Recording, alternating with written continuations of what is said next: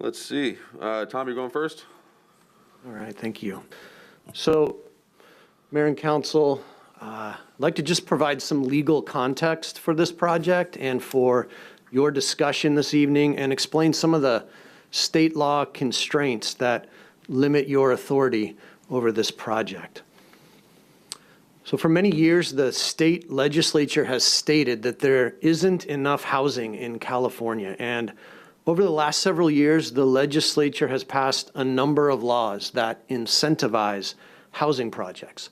And that's all different types of housing projects: affordable housing projects, multifamily, duplexes, accessory dwelling units, and others. And it makes it easier and faster for these housing projects to get approved. The intent of these laws is to make it difficult for cities to deny housing projects and to remove control and the authority that cities have over housing projects. There are more housing laws coming in this legislative session, which will end in just a few weeks. So the project in front of you tonight focuses on one law, SB 35.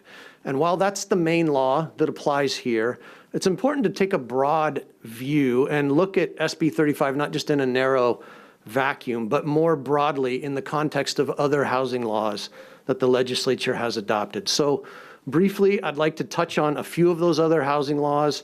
I promise I won't discuss all of them or get into too much detail, but I will mention a few of them. And then I'll discuss SB 35 and finally explain just a little bit about the legal framework for this city council meeting and the resolution that is in front of you tonight. So the first housing law that affects all cities in California is that every city is required to have an adopted housing element, which is a component of your general plan. And the housing element must include the city's Regional Housing Needs Assessment, RHNA, RHNA. And the RHNA includes goals for a certain number of dwelling units that are to be accommodated within the city that are designed for affordable housing, as well as households across all income categories. And the planning document is for an 8-year time period. And so the state allocates to each city the number of housing units in these income categories for the planning period, and the city is required to provide the appropriate zoning to accommodate these number of units. So on the slide on the screen are the proposed allocations. Just for illustration purposes, the city currently is in the process of updating its general plan, which will come before you in a few meetings. Hey, Tom, when you say the allocates to each city, what does that mean? Each city is designated There we go. Okay. by a state agency these numbers. Okay, so we have to comply with that. Mm-hmm. Okay. Another housing law adopted by the legislature is called the Housing Accountability Act. And under this law, cities are prohibited from denying multifamily housing development projects that are compliant with city zoning ordinances, with the city's general plan at the time the application was deemed complete. The law also prohibits cities from approving residential projects, but then adding in conditions of approval that reduce the height or reduce the density or other objective zoning standards. Senate Bill 330, or the Housing Crisis Act, says that a housing development project only has to comply with ordinances, policies, and standards that are adopted and in effect at the time a preliminary application for the project is submitted.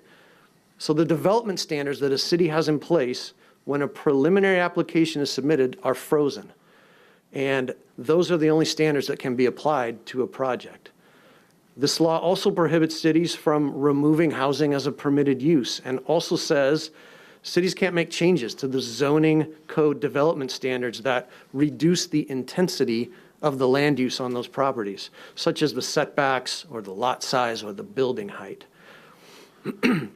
Housing moratoriums are also prohibited unless there is an imminent threat to the public health and safety. So while all the laws I went through have an effect on the Tres Lagos project here tonight, the housing law that most directly applies is SB 35.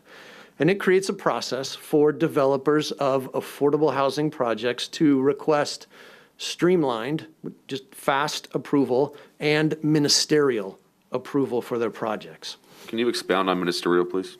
Sure, ministerial is just applying objective city standards, and it is either the project complies with that objective standard or it doesn't.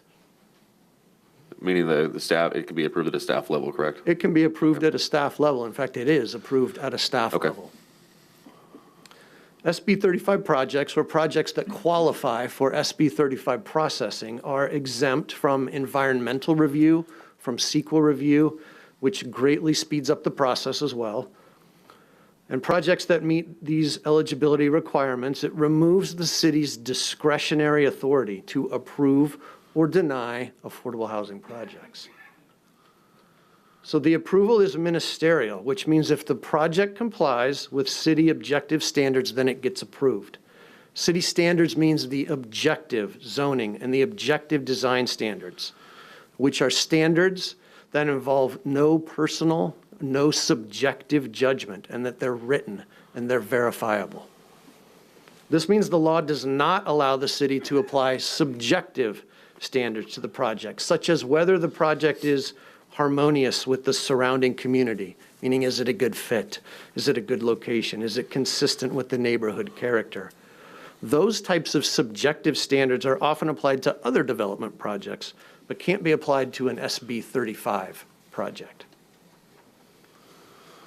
Density bonus and waiver and concessions. So while the city can only apply its written and objective standards, the law also requires the city to waive or to modify some of those standards if the applicant asks for it.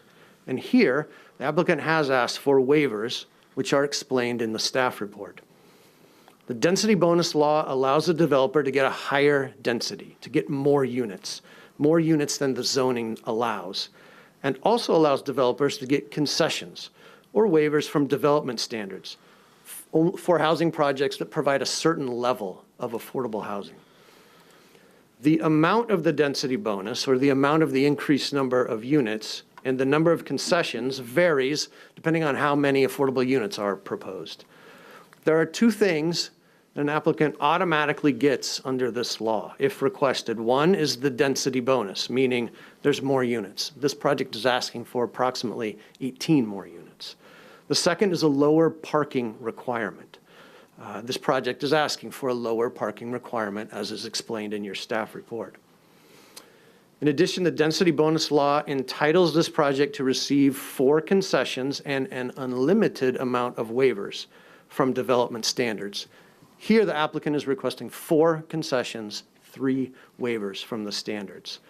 The law severely restricts the city's ability to deny these concessions and these waivers. You would need a high level of evidence of a significant impact. And for this project, the city doesn't have that high level of evidence to support denying any of the requested concessions or waivers. Just briefly, what's on tonight's council? What is part of tonight's council meeting and what is not? SB 35 allows tonight's public meeting, but the public meeting is not to engage in discretionary review of the project. So in other words, tonight's meeting is not about approving or denying the project. SB 35 doesn't allow that.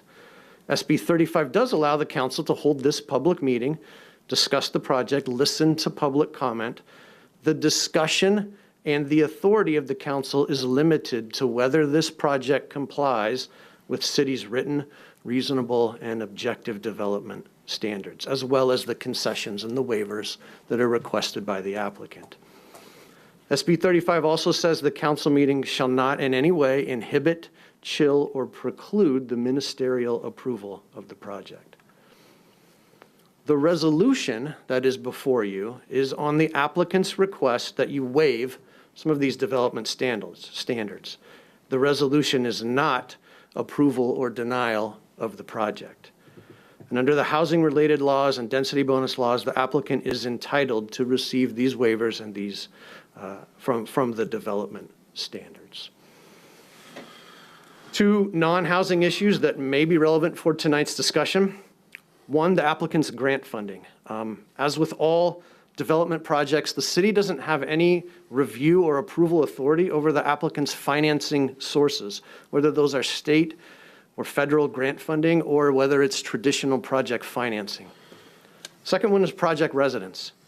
So following well-established principles that prohibit discrimination, the city does not have the authority to limit the potential future residents of any residential development on the basis of a protected characteristic, such as gender or sexual orientation or religion or ethnicity or physical or mental disability. That concludes my portion of the presentation. I will turn it back to Director Bassi. Thank you, Tom.